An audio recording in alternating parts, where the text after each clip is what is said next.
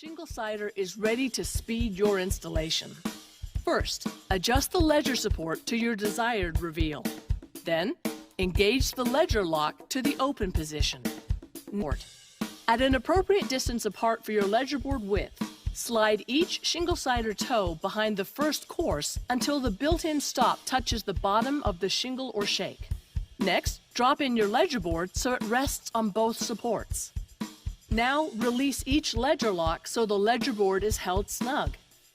Before placing shingles, it's a good idea to double-check each Shingle Sider to assure vertical alignment and proper contact with the bottom of your course. Now you're ready to place shingles on your ledger board and nail. Once nailing is complete, repeat this process as you work your way up the wall or roofline.